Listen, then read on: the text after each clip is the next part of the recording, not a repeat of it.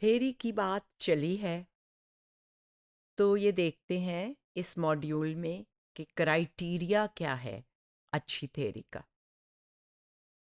Theory powerful होती है, ज़्यादा इस्तेमाल होती है, उससे ज़्यादा रिसर्च जनरेट होती है अगर वो फ्यूअर स्टेटमेंट से बहुत ज़्यादा सी अकरेंसेस को या वाक़यात को या बिहेवियर को एक्सप्लेन करे।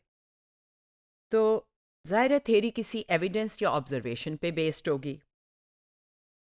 ये थ्योरी जो है वो कुछ ना कुछ प्रोसेसेस जो कि बिहेवियर में हो रहे हैं, आपकी पर्सनैलिटी में हो रहे हैं, उनको बयान करेगी और वो इस तरह बयान करेगी कि आप उससे मफरूज़ा कायम कर सकें, स्पेसिफिक हाइपोथेसिस बना सकें।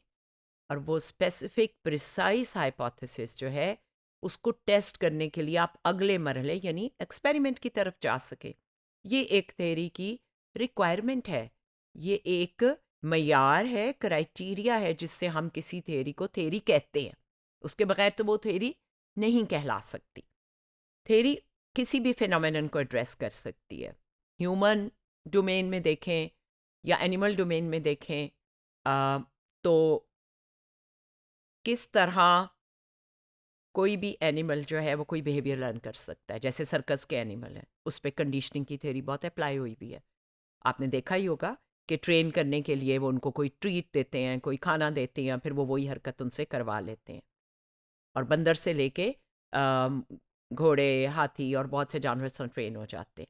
तो थ्योरी आपको एक फिनोमिनन को एड्रेस कर रही है, learning behaviour among animals, teaching a certain behaviour to children. ये एक फिनोमिनन है और थ्योरी जो है उसकी एक लॉजिकल एक्सप्लेनेशन देगी कि बच्चे इस तरह क्यों करते हैं या उन्हें इस तरह करना कैसे सिखाया जा सकता है। ये एक थ्योरी का क्राइटेरिया है कि वो फिनोमिनन को एक्सप्लेन करने के लिए कुछ आपके सामने स्टेटमेंट्स रखे। अब साइकोलॉजी की एक थ्योरी की मिसाल लेते हैं, सोशल लर्निंग थ्योरी। इसमें ये कहा जाता है कि बच्चे कोई भी बिहेवियर या किरदार या अमल सीखते हैं दूसरों को कॉपी करके, जिसे हम मॉडलिंग कहते हैं। वो ऑब्जर्व करते हैं। अब ये एक कॉमन जनरलाइजेशन है, आप सब ने ये ऑब्जर्वेशन की होगी। ये थ्योरी ऐसी ही बहुत सी ऑब्जर्वेशंस पे बेस्ड है कि बच्चे कॉपी कर करके बिहेवियर देख रहे होंगे और कर रहे होंगे। लेकिन इस ऑब्जर्वेशन से जो थ्योरी बनी और उससे जो हाइपोथेसिस बने वो बहुत स्पेसिफिक थे।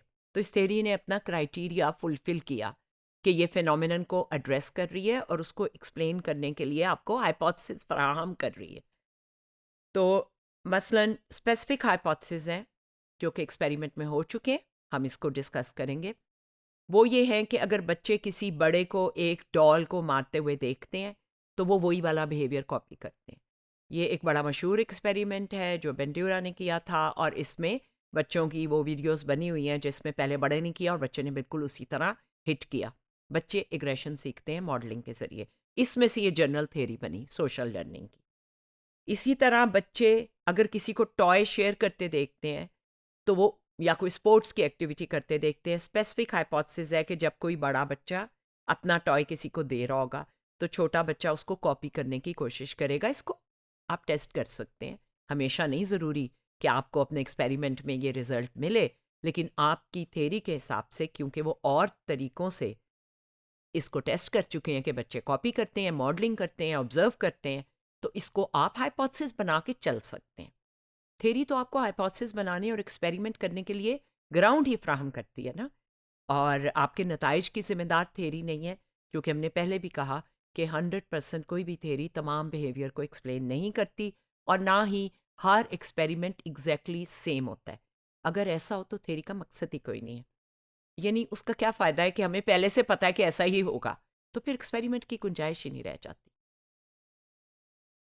मसलन एक दूसरी थ्योरी है diffusion of responsibility. Social loafing एक फिनोमिनन था। ये साइकोलॉजी में, सोशल साइकोलॉजी में और काम करने वाले लोगों में, चाहे वो फैक्ट्री में काम कर रहे हो या किसी दफ्तर में काम कर रहे हो, एक चीज़ ऑब्जर्व की गई कि जब ज़्यादा लोगों को एक ही टास्क दी जाए तो वो थोड़ी एफर्ट पुट करते हैं और जितनी वो अकेले होते तो करते उतनी कोशिश वो ग्रुप एक्टिविटी में नहीं करते। ये पहले इंडस्ट्री में ये चीज़ टेस्ट हुई थी। साइकोलॉजी में जब आई तो ग्रुप के अंदर काम करने को स्टडी किया गया। सोशल लोफिंग से मुराद ये है कि जब हम इकट्ठे हों, सोशली कनेक्टेड हों और ग्रुप के साथ काम कर रहे हों, तो हम कुछ टहलने और भटकने लगते हैं, ईजी हो जाते हैं। अब इससे ये थ्योरी उन्होंने निकाली कि और लोगों की मौजूदगी में हम कम जिम्मेदारी और एहसास जिम्मेदारी और रिस्पॉन्सिबिलिटी महसूस करते हैं, कम हो जाती है ये। तो लेटने और डार्ले ने स्टडीज़ की थी सोशल लोफिंग की। इससे ये समझ आई कि एक बड़ा इंटरेस्टिंग प्रॉब्लम किस तरह से लैब में लाया जा सकता है जो कि आम जिंदगी से आ रहा है। तो ये भी एक ऐसी थ्योरी है जिसको हम एक स्ट्रॉन्ग थ्योरी कहते हैं। थ्योरी से डिडक्शन यानी एक नतीजा सा निकाला, उसके ऊपर फिर डेटा लिया और डेटा से आपने फिर थ्योरी की तरफ गए। तो ये एक सर्कुलर प्रोसेस कहा जा रहा है साइंस में, साइकोलॉजी में। और ये डेटा को प्रिडिक्ट और ऑर्गेनाइज करने के लिए भी ये प्रोसेस जो है घूमता है। चाहे आप पहले ऑब्जर्व करें और थ्योरी बनाएं, या आपके पास थ्योरी हो उससे आप एक डिड्यूस करें, एक मफरूज़ा कायम करें, उसको टेस्ट करें और उसके बाद आप फिर थ्योरी की तरफ वापस जाएं। ये एक सर्कुलर प्रोसेस है। एक अच्छी थ्योरी वो है जिसे डिस्प्रूव किया जा सके। अभी ये बात मैं दोबारा दोहरा रही हूँ, इंडक्शन एंड डिडक्शन दोनों की अपनी एडवांटेजेस हैं, दोनों के फ़ायदे हैं। और सोशल लोफिंग मसलन ऑब्जर्वेशन एंड एक्सपेरिमेंटेशन के ज़रिए एक जनरल थ्योरी बन गई डिफ्यूजन ऑफ रिस्पॉन्सिबिलिटी की। और इस थ्योरी ने फिर फर्दर मफरूज़ों को गाइड किया और सिचुएशंस में, मसलन बाय स्टैंडर्ड इंटरवेंशन।